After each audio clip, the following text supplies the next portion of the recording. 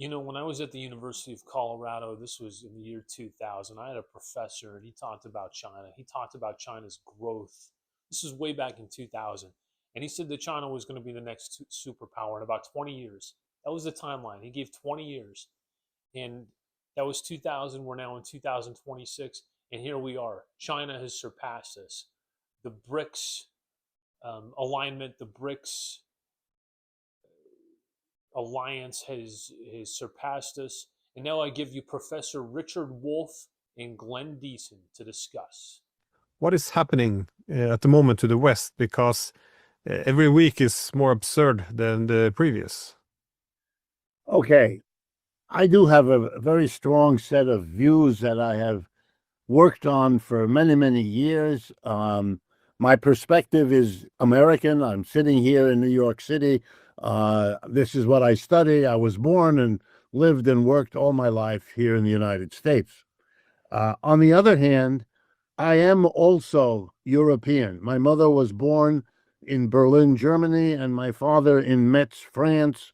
I've spoken French and German all my life. I'm interested in that. I have family in Europe. So, in a sense, I've been coincidentally pretty well placed to feel what's going on. And finally, I'm very historical. For me, the way to understand the present is in the framework of the passage of time, of historical change. So with that in mind, let me tell you what I think is going on.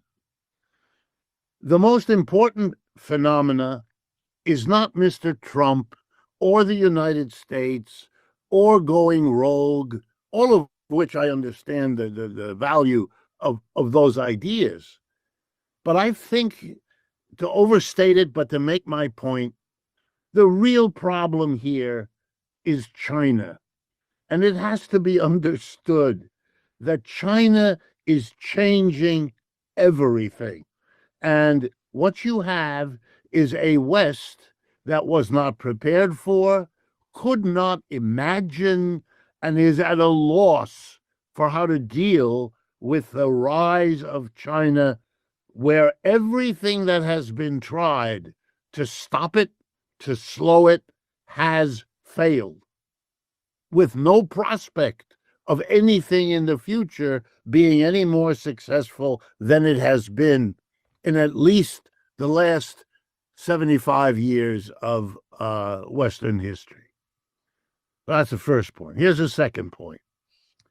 The United States was, as you correctly said, caught up in the great Cold War with the Soviet Union. It had hoped in the 19th century to be the great replacement of the British Empire. It had competed with Germany for that role. And in World War I, the United States and its ally then, Britain, having defeated the two efforts of Britain to prevent the American colony from becoming an independent force, the 1775 war, and then again the 1812 war. Having failed, US, UK smashed Germany as an alternative. That gave the United States the kind of opening to become the dominant global power in the rest of the 20th century. World War II cemented that relationship basically by destroying Japan, which had pretensions of perhaps shaking up the Anglo-American domination. But the Second World War conveniently removed Japan, conveniently decimated what was left of Europe as a competitor, leaving only, awkwardly, the Soviet Union. And so the Cold War was the recognition there was, and I'm exaggerating, but I want to make the point, there was one more enemy to overcome.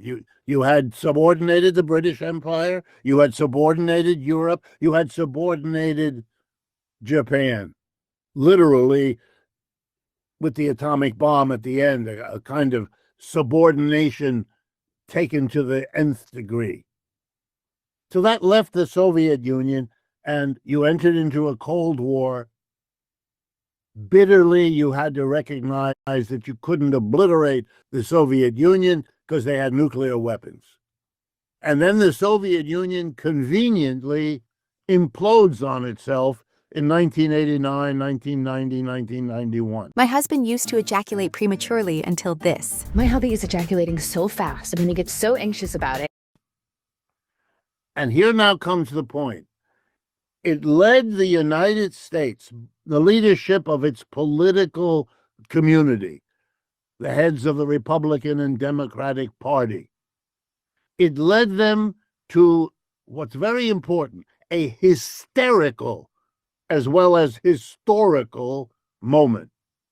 It was the moment that Mr. Mearsheimer, whom I know you know very well, has dedicated his life to understanding as the unipolar moment, a period in which the United States could plausibly imagine the fantasy of manifest destiny, that somehow God, and remember, God is important in the United States, no doubt lives here, celebrating the United States as the great hegemon of the world. And with the collapse of the Soviet Union, we were to inherit the whole world. It would be our oyster. The neoliberal globalization program that had gotten underway in the 1970s could really take off in the 1990s and early, and really move production out of the United States. All the dirt of manufacturing would be done in Asia and Latin America and Africa eventually, and the United States would reign supreme. Ironically, the explosions of a Muslim reaction, of a reaction of the so-called era of terrorism, in a peculiar way, reinforced this idea. The West was where things were civilized and polite and appropriate, and then the East was not only where dirty production was taking place, but where people were irrational, backward ideologically, all of it. It just, and now comes the disaster. The dust clears.